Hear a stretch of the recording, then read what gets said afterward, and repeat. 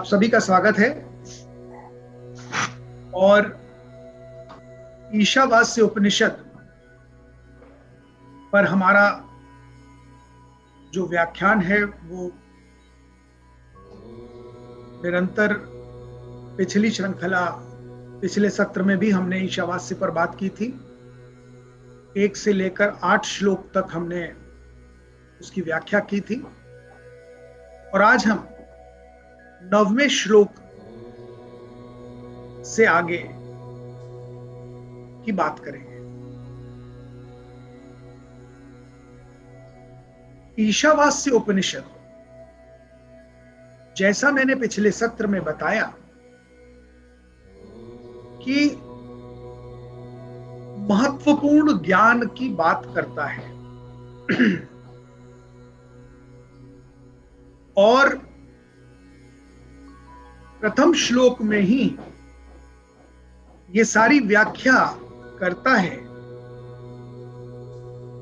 कि ये सारा संसार ईश्वर से व्याप्त है, ईशावास्य। और इसलिए मनुष्य को अपने जीवन काल में इस बात का सदैव ज्ञान होना चाहिए कि यहां प्रकृति से जो कुछ दिखाई दे रहा है, जो कुछ प्रत्यक्ष है, जो कुछ हमारे समक्ष है, वह सब विनाशशील है, परिवर्तनीय है और इसलिए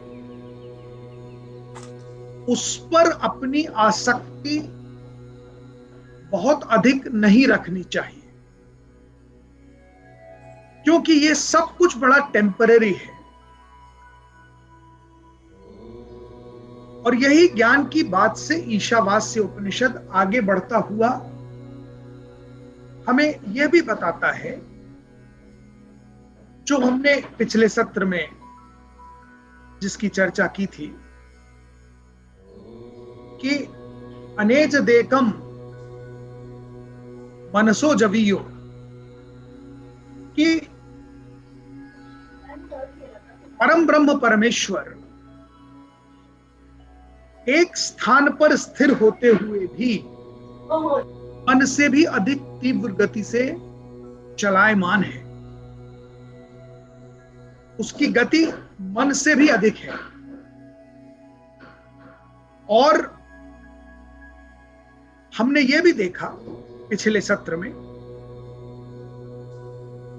कि ईशावास्य उपनिषद हमें बता रहा है कि जो व्यक्ति इस सत्य को समझ लेता है, उसे सर्वाणि भूतानि, प्रत्येक व्यक्ति में परमात्मा के अंश के दर्शन होने लगते हैं और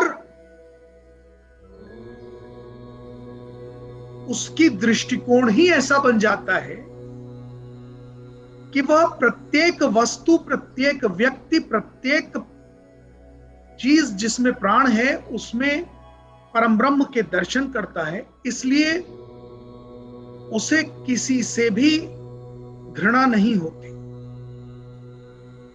उसे किसी चीज से कष्ट नहीं होता, वह सब प्रकार के अनुभवों को स्वीकार कर लेता है। He develops a kind of acceptance because he witnesses Brahma in every person and in every aspect of the Prakriti. ये बातें हमने पिछले सत्र में 1 से 8 तक के श्लोक में समझी थी। आज जो बात हम करने वाले हैं 9वें श्लोक से लेकर 11वें श्लोक तक ईशावास्य उपनिषद विद्या और अविद्या,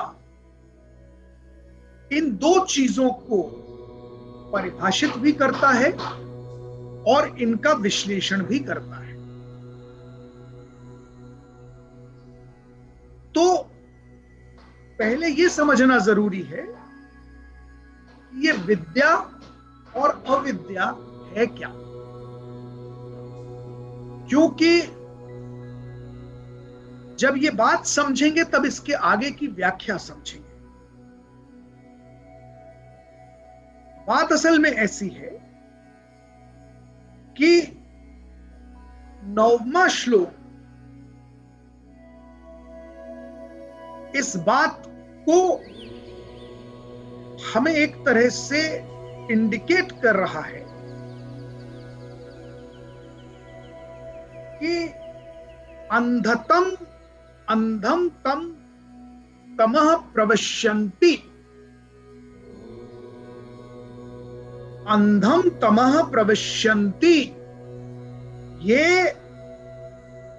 अविद्याम उपासते।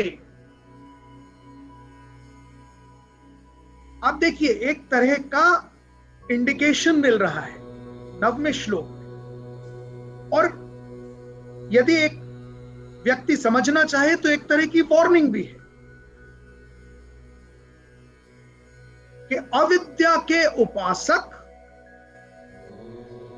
अंधकार की ओर बढ़ रहे हैं, और जितना अविद्या की उपासना करेंगे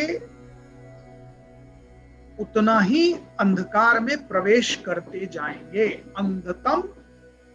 अंधम तमः प्रविशन्ति, ये अविद्याम उपासते। तो अविद्या है क्या? ईशावास्य उपनिषद के अनुसार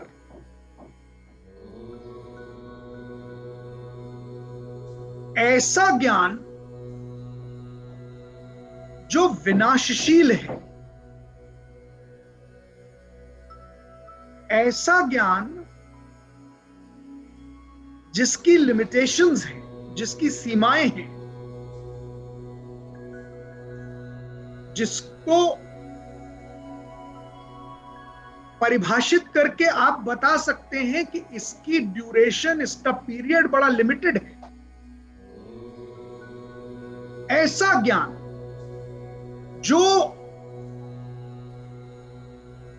मात्र इस प्रकृति से ही परिभाषित है, इस प्रकृति से रिलेटेड है, इस प्रकृति तक ही सीमित है, वो सारा ज्ञान अविद्या है।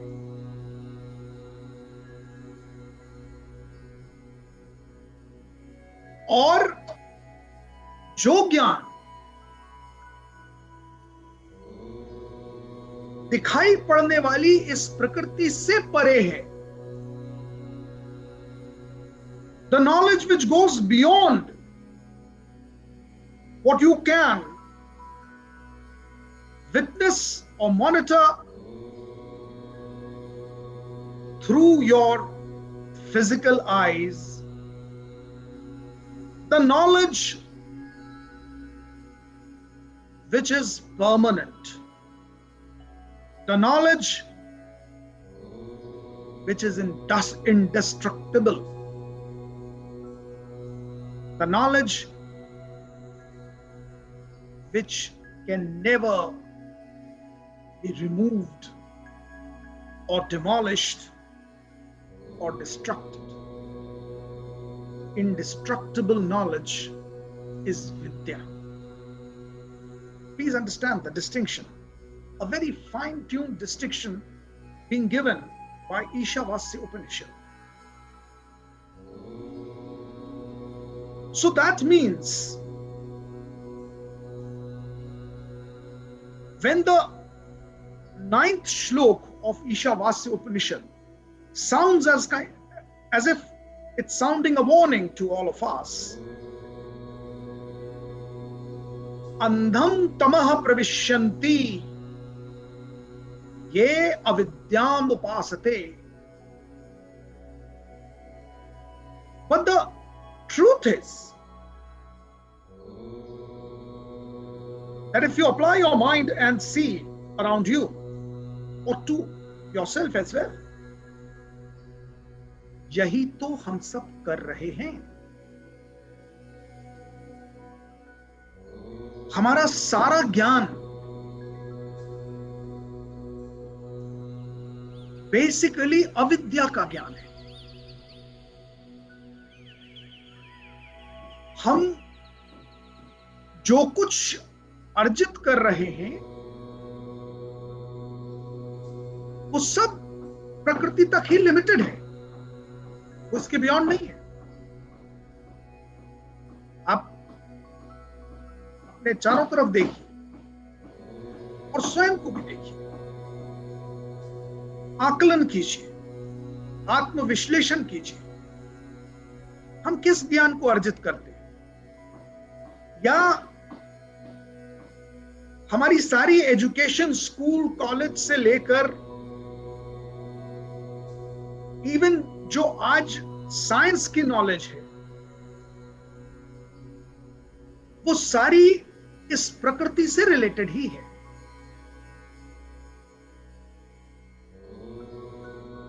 Apply your mind, think, ponder, and you'll find that the knowledge which you have gained till date is not beyond this prakriti, not beyond this world.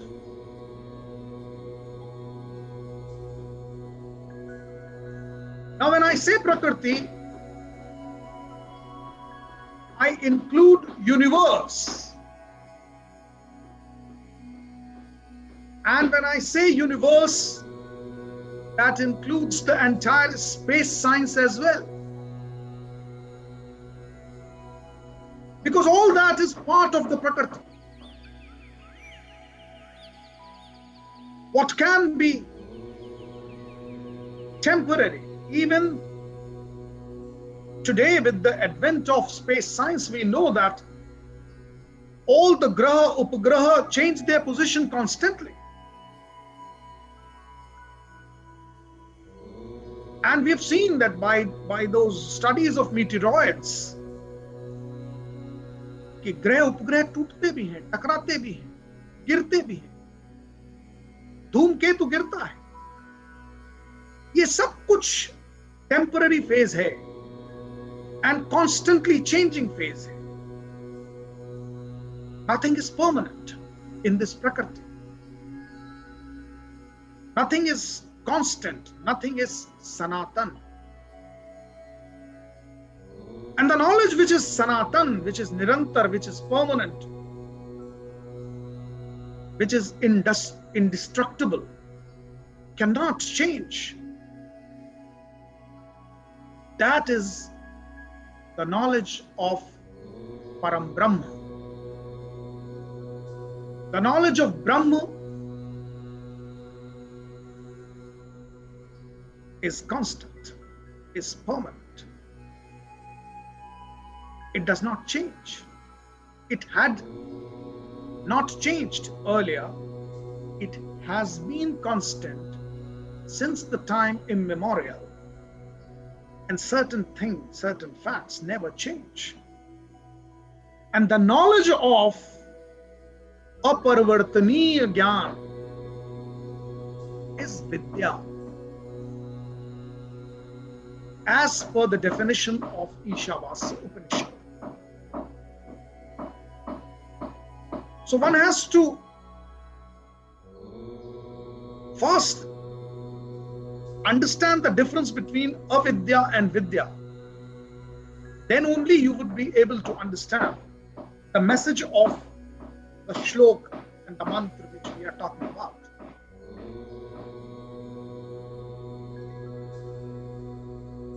अब आपको मैं साधारण शब्दों में एग्जाम्पल देकर बताता हूं कि किस बात की वार्निंग दे रहा है ईशावास्य उपनिषद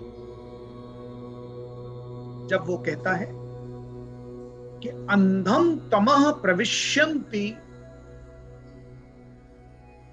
ये अविद्याम उपासते.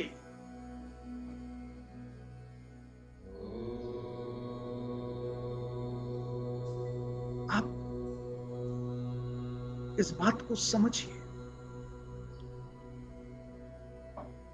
कि पैदा होने से लेकर आज तक जितना ज्ञान आपने अर्जित किया है, उस ज्ञान का अंतिम उद्देश्य क्या है? उस ज्ञान से, उस ज्ञान के आधार पर आपने क्या अर्जित किया?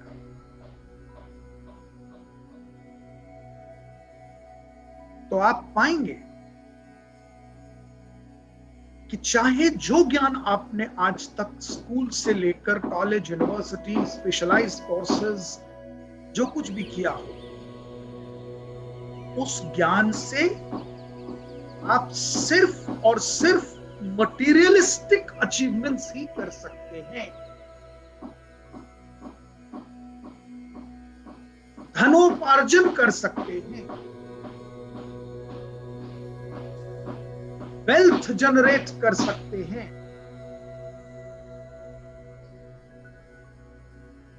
प्रॉपर्टी जनरेट कर सकते हैं, बड़े बड़े घर, मकान, अट्टालिकाएं, बड़ी बड़ी गाड़ियां,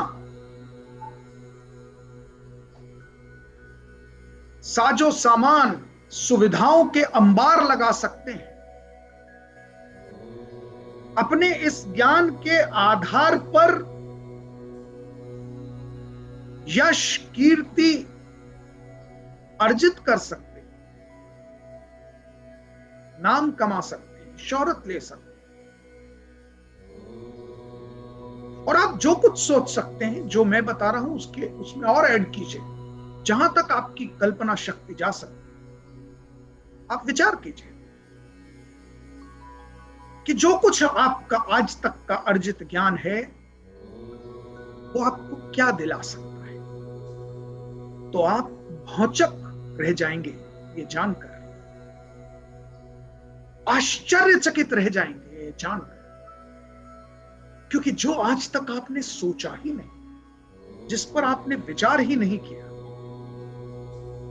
वही बात झकझोर कर, जगाकर ईशावास्य उपनिषद आपका ध्यान आकर्षित कर रहा है कि आप जो कुछ अर्जित करेंगे उस ज्ञान के आधार पर, वो मात्र प्रकृति से ही रिलेटेड है, उसके बियॉन्ड नहीं। आपका सारा ज्ञान आपको मात्र मटेरियलिस्टिक अचीवमेंट ही कराने में सक्षम है। आपका सारा ज्ञान आपको इससे अधिक कुछ नहीं दिला सकता,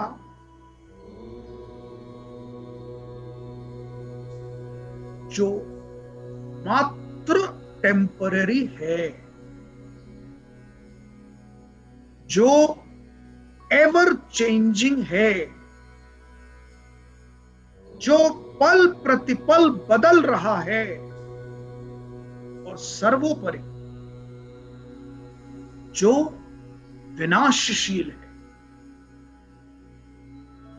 आपने जो कुछ अर्जित कर लिया वो सब विनाशशील है, वो सब समाप्त हो जाने वाला है।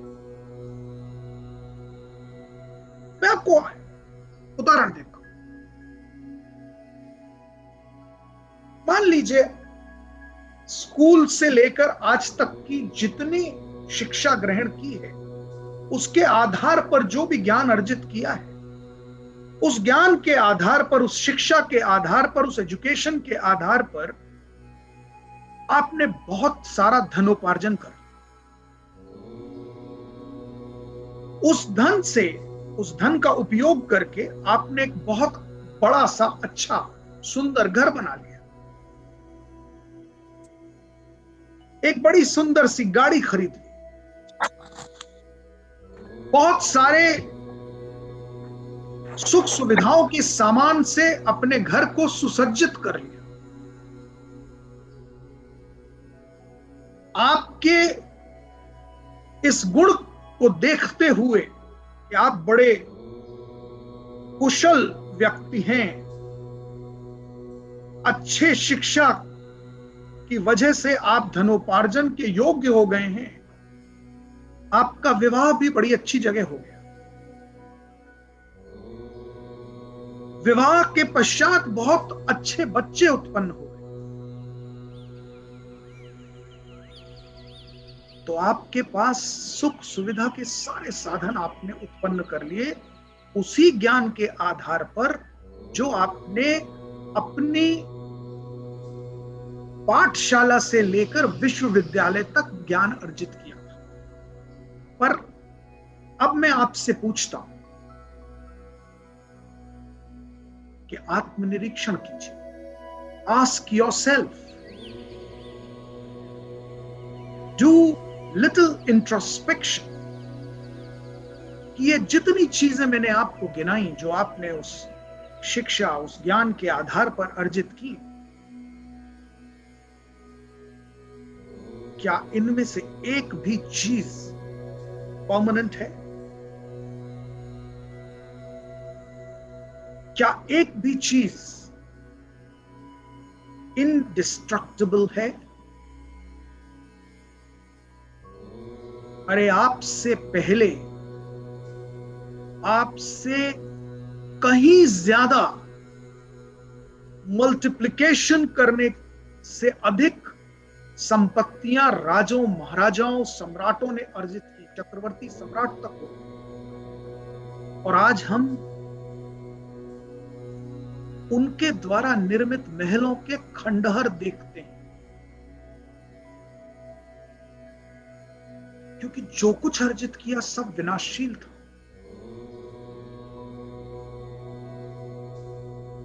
इस तमाम ज्ञान के आधार पर जो कुछ अर्जित किया वो मटीरियलिस्टिक था।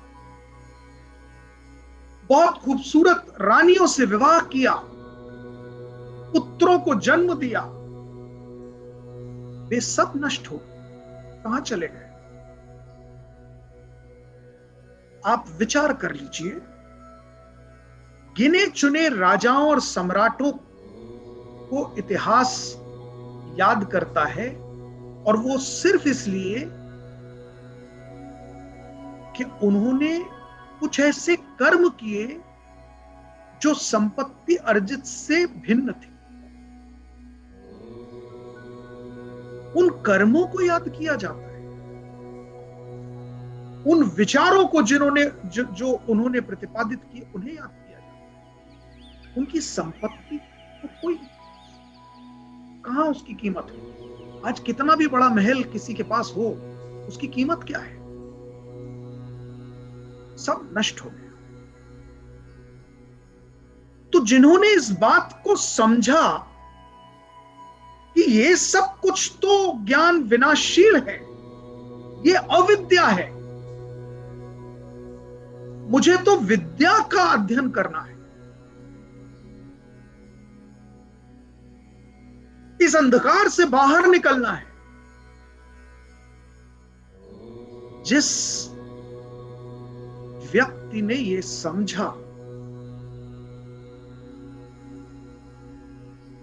वो तो अपने आचरण में, अपने चरित्र में, अपने व्यक्तित्व में उन गुणों को ले आया जहां ये सारी प्रकृति की सारी संपत्ति के प्रति उसे कोई आसक्ति नहीं रही, और जिसे आसक्ति नहीं रही, बड़े बड़े साम्राज्यों को विजय करके भी जिसने त्याग दिया, उसकी आज भी हम पूजा कर रहे हैं।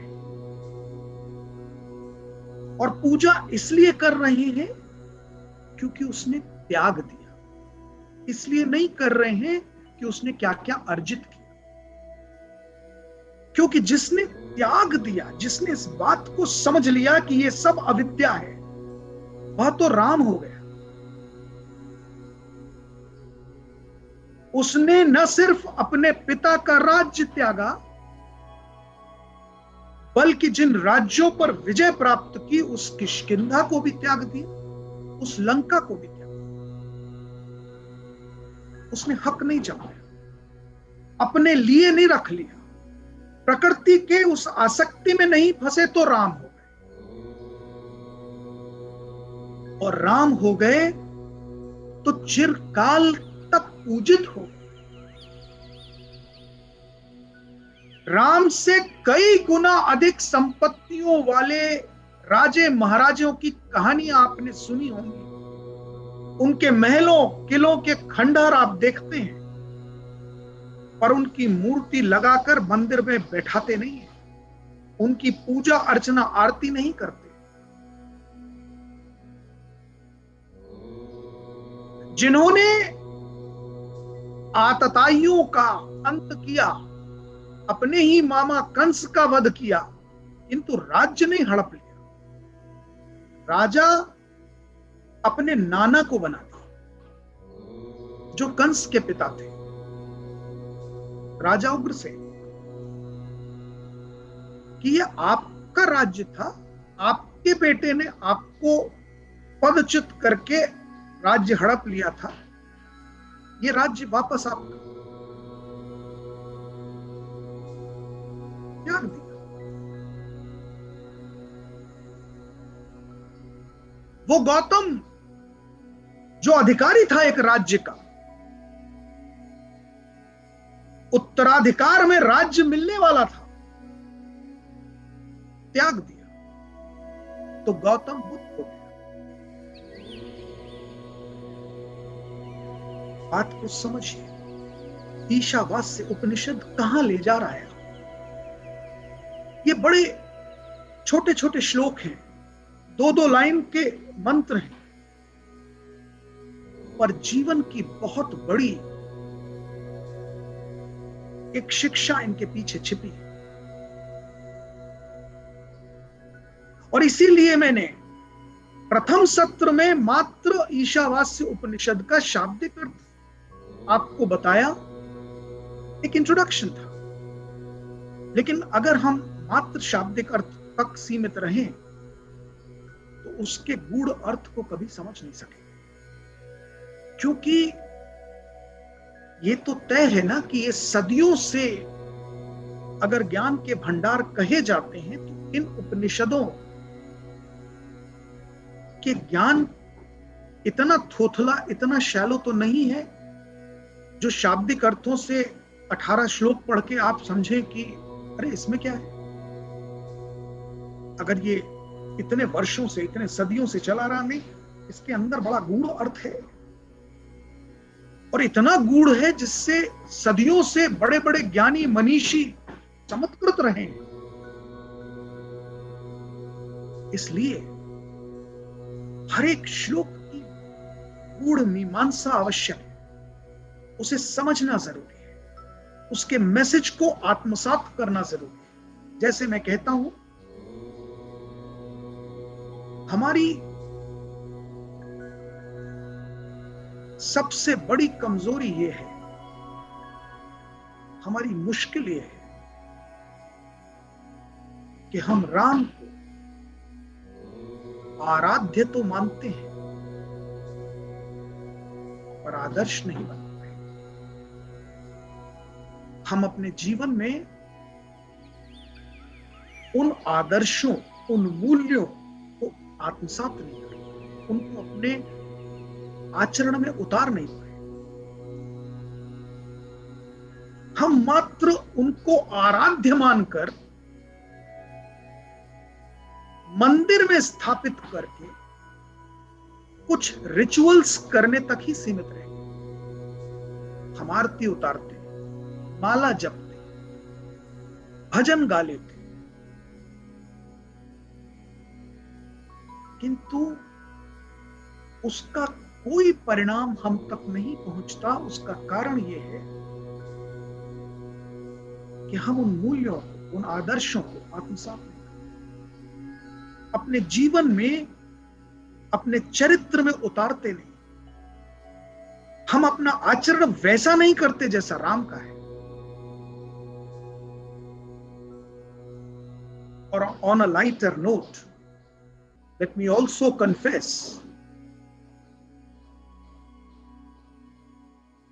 कि मेजॉरिटी ऐसा नहीं करती, इसीलिए शायद मेरी आजीविका चल रही है। Being a lawyer, if people start following Ram, the courts would be closed, my office would be closed, and I won't be in a position to earn my livelihood. But this is a lighter note. I don't wish that. I never wished that people should keep fighting. Like no doctor wishes that people get some unwell or some kind of, they catch some disease so that their livelihood could run. No good doctor wishes that. Similarly, no good lawyer wishes that. And I don't do. That is the reason, even to my every client, I tell them that try avoiding litigation. And probably, if people start following Ram and there's no litigation, I'd prefer that situation in the world, because I'll have better things to do in the life. And as far as livelihood is concerned, I'm not bothered, because हमारे शास्त्र कहते हैं 5 घरों का भिक्षा तो मैं कभी भी मांग सकता हूं। भिक्षाटन तो ब्राह्मण का हक है, अधिकार है, और उतना काफी है। तो अंधम तमः प्रविश्यन्ति ये अविद्याम उपासते, जो इस अविद्या का ही उपासना में लगा है, जो इस अविद्या को ही सारा ज्ञान समझे बैठा है, जो बस प्रकृति से रिलेटेड, प्रकृति तक सीमित ज्ञान को पूरा ज्ञान मानकर बैठा है, वो अंधकार में विचरण कर रहा है। ज्ञान तो नहीं मिला, और ज्ञान नहीं मिला तो उजाला नहीं मिला, अंधकार ही अंधकार है, और अंधकार ही अंधकार है। इसीलिए सारा कष्ट है, सारा दुख है, सारी वितृष्णा है, द्वेष है, मत्सर है, ईर्ष्या है, क्योंकि अंधकार है, चंगुर अंधकार है। और ये ज्ञान आजीविका उपार्जन के साधन के ज्ञान तक सीमित की बात नहीं कर रहा हूं मैं। धर्म, अध्यात्म, इनसे रिलेटेड ज्ञान की बात भी इसमें इंक्लूड कर रहा हूं। अविद्या इसको भी कहते हैं। अधिकांश लोग स्वयं को धार्मिक कहने वाले लोग, स्वयं को आध्यात्मिक कहने वाले लोग किसकी आराधना कर रहे हैं, किसकी उपासना कर रहे हैं, किसको पूज रहे हैं?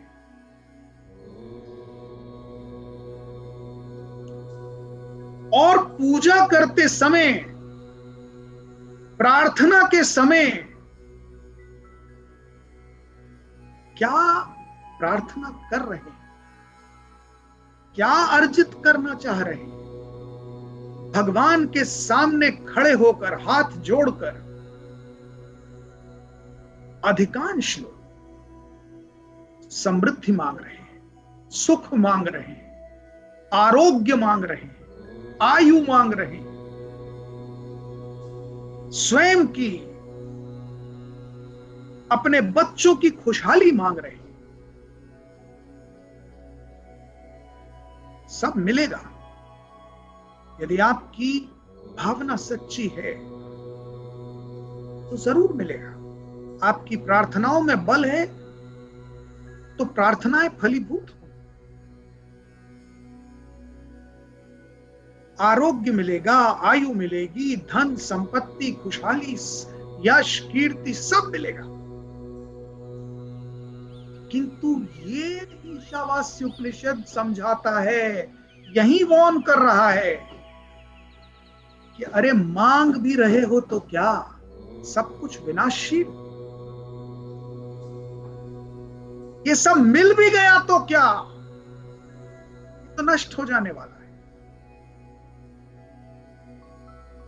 कितना संकुचित दृष्टिकोण है कि पूजा पाठ प्रार्थना भी करके उद्देश्य क्या है, क्षण भंगुर सुख, विनाशशील वस्तु।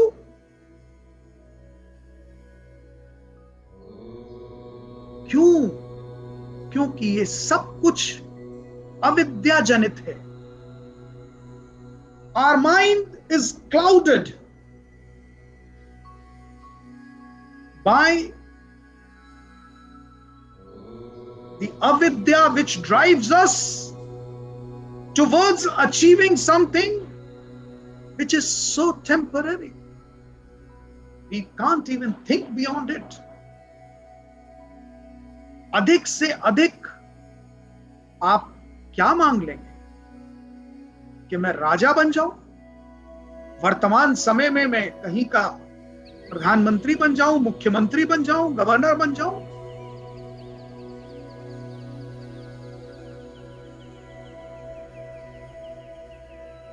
मेरी बड़ी इज्जत हो, मेरे पास पावर हो, अकूत धन संपदा हो, यही मांग लेंगे। पर ये सब आप अविद्या जनित ज्ञान से क्लाउडेड होकर मांग रहे हैं। और चूंकि आप ट्रू लाइट की तरफ बढ़ नहीं रहे, इसलिए ईशावास्य कहता है अंधम तमः प्रविश्यते, आप तो अंधकार में प्रवेश कर रहे हैं। क्योंकि जितनी जितनी चीजें आप मांग रहे हैं वो सब ग्रांट हो भी जाएंगी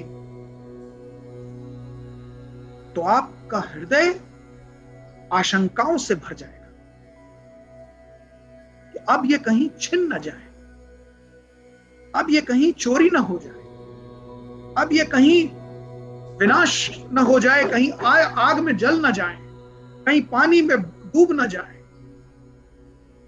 तो इतने सारे पोजेशंस अचीव करके you finally became more weak. जब कुछ नहीं था तब होप थी, और जब सब मिल गया तो यू बिकेम होपलेस। तो ये अंधकार नहीं है तो क्या है? अंधम तमः प्रविश्यन्ति, ये अविद्याम उपासते। आगे का श्लोक कहता है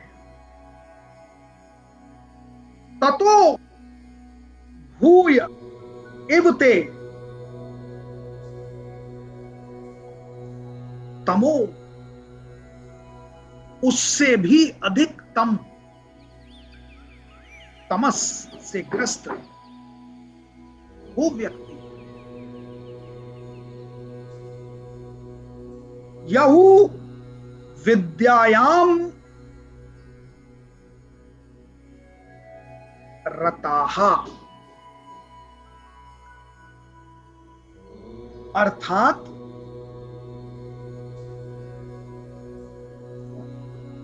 जो अविद्या के उपासक हैं वो तो अंधकार में भटक ही रहे हैं, किंतु उससे अधिक अंधकार में वो व्यक्ति है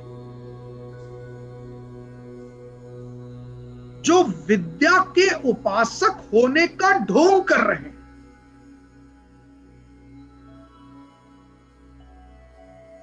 अभी बात को समझिए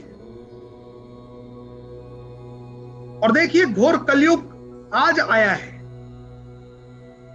ये जाने किस युग के शास्त्र हैं, लेकिन ये एक तरह की भविष्यवाणी कर रहे हैं कि वर्तमान समय को अगर आप देखें तो ऐसा लगता है जैसे आज के समय के लिए लिख दिया है कि जिन्होंने अविद्या की उपासना की वो तो अज्ञान में होने के वजह से अज्ञान जनित अविद्या की उपासना में लगे हैं, लेकिन प्रत्यक्ष तो है कि वो मटेरियलिस्टिक अचीवमेंट के लिए ही जीवन यापन कर रहे हैं। पर उससे बड़े अंधकार में वो हैं जो प्रदर्शन तो कर रहे हैं कि वो ज्ञान के उपासक हैं, विद्या के उपासक हैं, इस मटेरियलिस्टिक वर्ल्ड के बियॉन्ड के सत्य को खोजने में उजाले की रोशनी की तरफ जा रहे हैं। पर सच्चाई ये है कि वो सारी चीजों का मात्र ढोंग कर रहे हैं। वो मात्र ढोंग इसलिए कर रहे हैं कि वो भोले भाले लोगों को बरगला के धनोपार्जन का साधन उत्पन्न कर रहे हैं।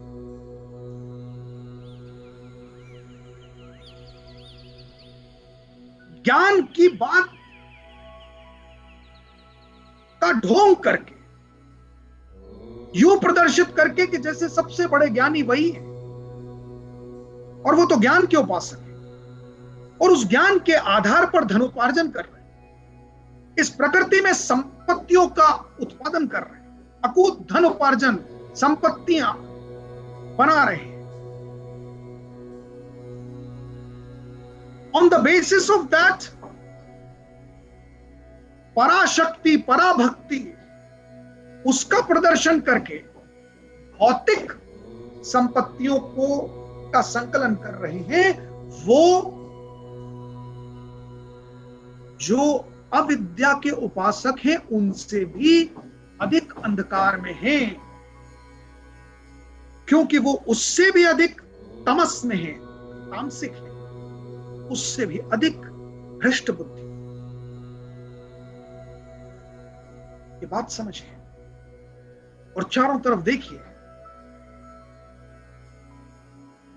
आजकल आपको चारों तरफ दिखाई देंगे बड़े बड़े साधु संत बने बैठे, टीवी चैनल्स पर उपदेश चल रहे हैं, और दे क्या रहे हैं, बांट क्या रहे हैं? भौतिक लोगों को, लोगों की कमजोरी को पकड़ के, जाओ तुम्हारा ये कल्याण हो जाएगा, जाओ तुम्हारा वो कल्याण हो जाएगा, तेरा पुत्र फला हो जाएगा, ढिका हो जाएगा, और अकूत संपत्ति इकट्ठे किए लगे, और लोग भेंट चढ़ावे, दान दक्षिणा चढ़ाए जा रहे हैं। उसके आधार पर वो लग्जरीज में अपना जीवन यापन कर रहे हैं, और प्रदर्शन विद्या का, ज्ञान का, अभौतिक अलौकिक ज्ञान का, स्वयं को ऐसा प्रदर्शित कर रहे हैं जैसे वो अलौकिक है, और यूं बांट रहे हैं वरदान जैसे भगवान ने सारी वरदान देने की एजेंसी इनको सौंप दी है। They have become agent of God. इनके पास फ्रेंचाइजी है कि जैसे ही कोई भक्त आएगा, उसकी दान दक्षिणा की कैलकुलेशन के आधार पर उसे वरदान मिल जाएगा। आपने कितना चढ़ावा दिया, उस प्रकार का आशीर्वाद ले लीजिए।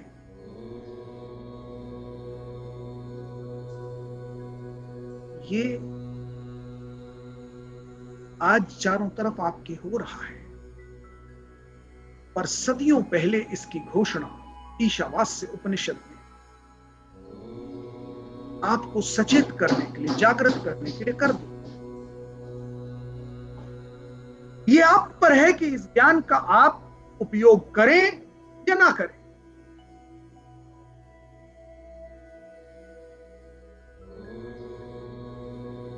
ततो भूय देवते तमो याहू,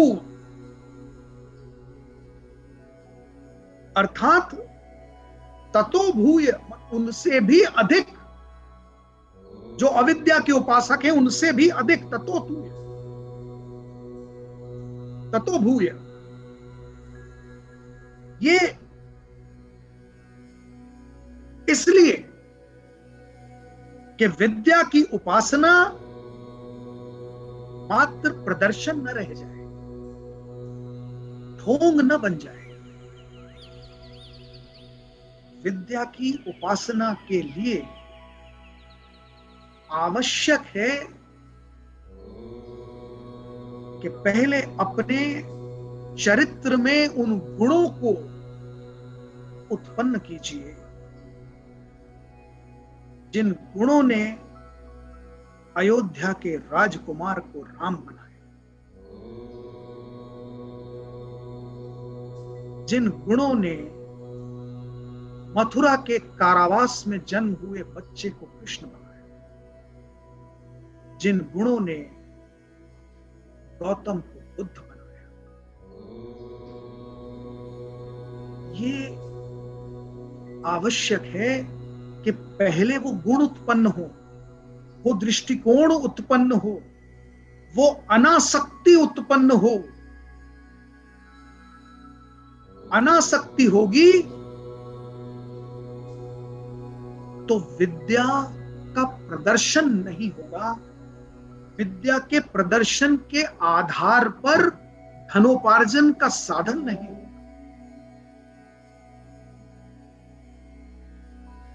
वेल्थ प्रोडक्टिंग डेमोन्स्ट्रेशन नहीं होगा, क्योंकि उस वेल्थ के प्रति अनासक्ति उत्पन्न हो चुकी है।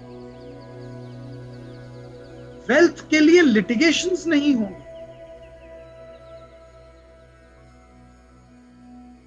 आज आपकी नजरों में है कि बहुत सारे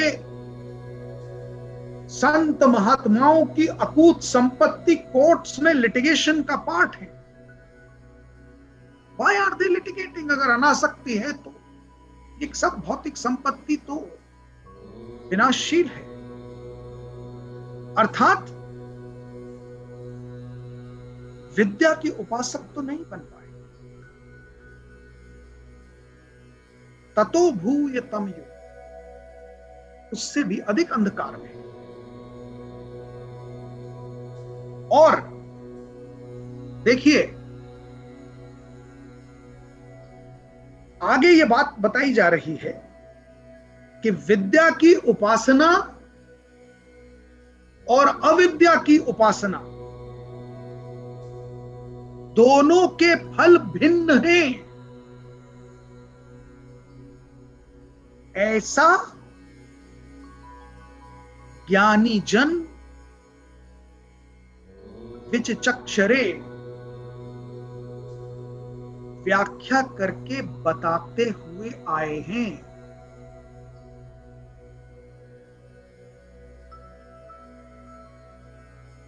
ये श्लोक कह रहा है कि दोनों की, जो अविद्या की उपासना कर रहे हैं और जो विद्या की उपासना कर रहे हैं, दोनों के फल भिन्न हैं।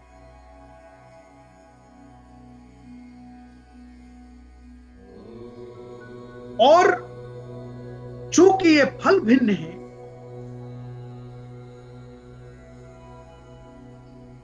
तो ये समझना जरूरी है कि इस भिन्न फल की ज्ञान को होते हुए भी यदि कोई व्यक्ति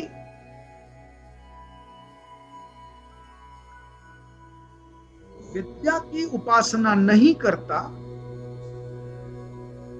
अविद्या की उपासना में लगा रहता है, तो उसका परिणाम क्या होता है वो 11वां श्लोक बता। अन्यर्दाहु मतलब भिन्न उसका जो परिणाम है अविद्या की उपासना का, और अन्यर्दाहु अविद्याम उपासते, जो विद्या की उपासना का है उसका परिणाम दूसरा है।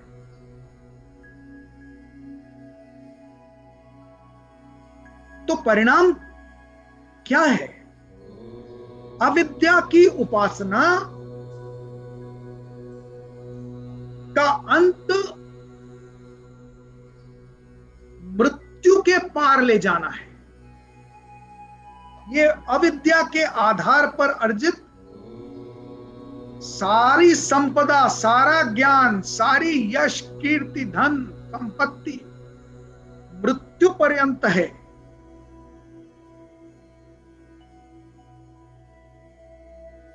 मृत्युम तीर्त्वा, मुक्ति कर देगा। मृत्यु पार करते ये सबसे मुक्त हो जाए। किंतु अमृतम अश्नुते, अमृतम अश्नुते अर्थात जो विद्या के उपासक हैं वो यूं है जैसे उन्होंने अमृत का पान कर लिया है। मृत्युर्तीर्थवा, मृत्यु के पश्चात मुक्त होकर दोबारा जन्म लेकर इसी सर्किट में घूमने के लिए नहीं आने वाले हैं। अमृतम मनुष्यते, उन्होंने इस पूरे चक्र को पार कर दिया और मोक्ष प्राप्त कर, मुक्ति पर रुक नहीं गए, मोक्ष प्राप्त कर। They've crossed that circle of birth and death. That cycle they have crossed. अविद्या मृत्यु के पश्चात स्वर्गलोक तक ले जा सकती है। यदि अविद्या के दौरान सत्कर्म भी किए हैं, अविद्या से अर्जित धन संपत्ति सत्कर्मों के द्वारा है, कोई दुष्कर्म नहीं किए, तो मुक्त होकर स्वर्गलोक जा सकते, स्वर्ग भोग सकते।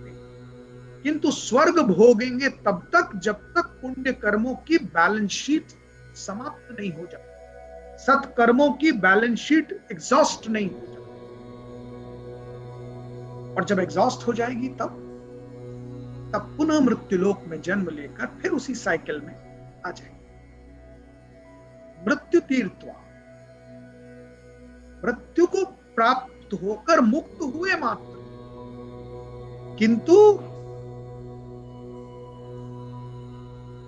ब्रह्मलोक तक नहीं पहुंचे,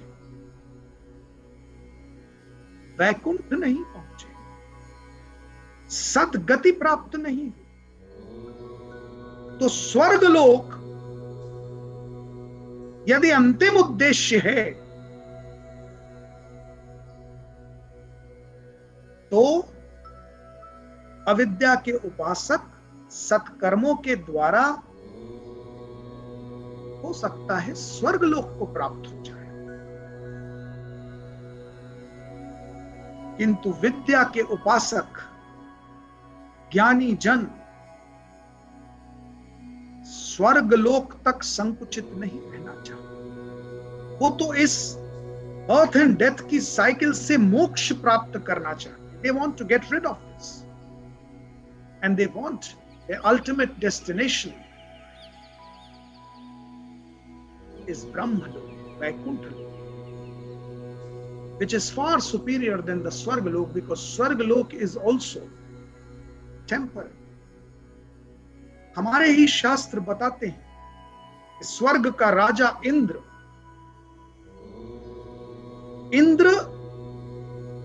एक पदवी है।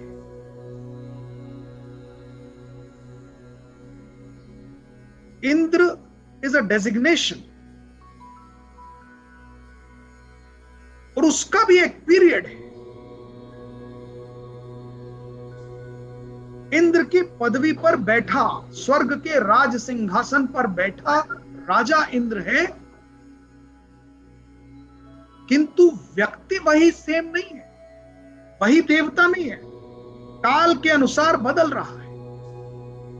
एक युग तक एक देवता इंद्र बना बैठा है, और उस युग के पश्चात नए काल में, नए युग में कोई दूसरा राजा इंद्र बन गया। अर्थात हमारे शास्त्रों के अनुसार स्वर्ग भी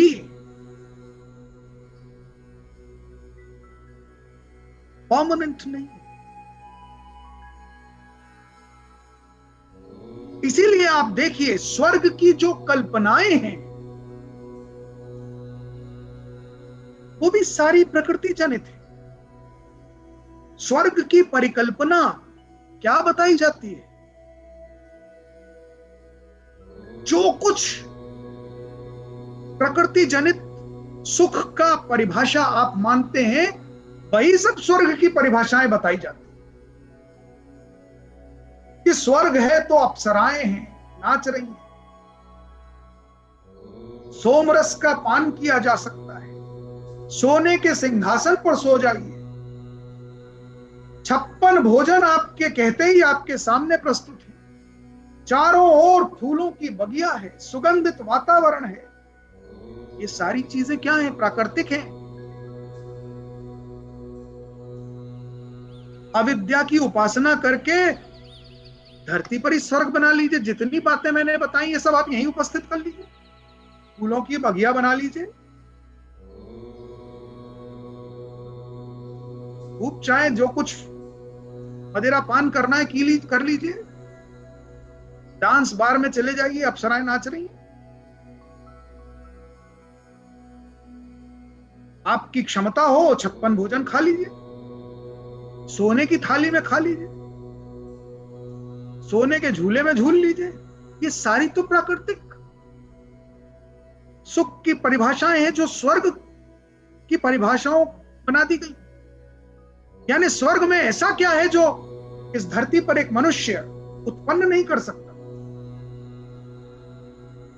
तो बात समझने की है कि स्वर्ग is also a temporary phase where you can reach on the basis of your satkarma, but you have not attained moksha. By mrityu you have attained mukti from the mrityu lok, reached to swarg lok to return soon. ये ऐसे ही है जैसे आप deputation पर अपने job में किसी दूसरे डिपार्टमेंट में डिप्यूट कर दिए जाएं। ये ऐसे ही है जैसे आप कुछ दिनों के बिजनेस वेंचर पर किसी दूसरे नेशन में चले जाएं, फाइनली लौट के तो अपनी धरती पर आना है। जैसे डिप्यूशन में deputed employee comes back to the parent department once again after the term is over. तो ये स्वर्ग है, किंतु मोक्ष वो है जो स्वर्ग से परे है, जो वैकुंठ है, जो ब्रह्मलोक है, जो परमानेंट है, जहां से you got a moksha from the cycle of birth and death, which is very painful.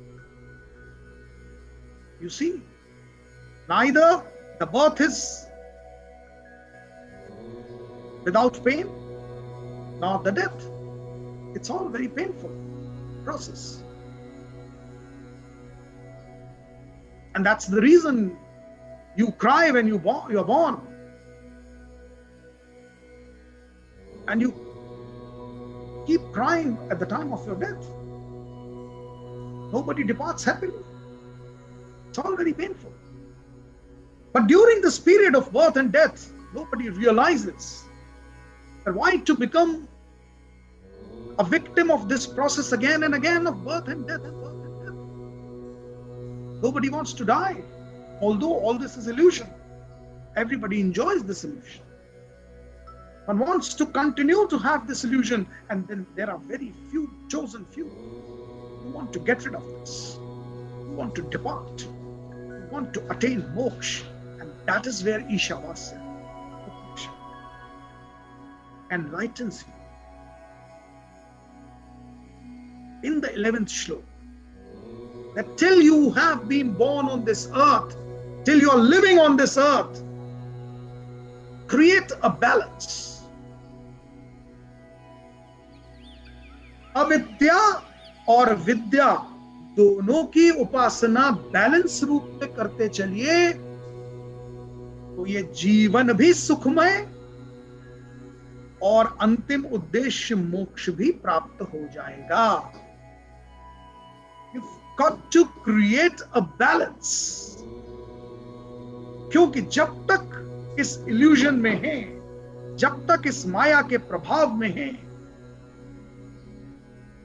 तब तक you've got to be part of this माया। अविद्या की उपासना तो करिए, किंतु ध्यान रहे उस उपासना में आसक्ति न हो। निष्काम कर्म कीजिए। कर्म तो करना आवश्यक है, क्योंकि आप माया में हैं, प्रकृति के पाठ हैं। कर्म कीजिए, निष्क्रिय मत हो जाइए, निष्काम हो जाइए। अविद्या की उपासना कीजिए, पर आसक्ति न हो। निष्काम कर्म करें, अनासक्त रूप से ज्ञान प्राप्त करें, और अंतिम उद्देश्य मोक्ष का हो, परमानेंट ज्ञान का हो, अविनाशशील अपरिवर्तनीय ज्ञान का उद्देश्य हो।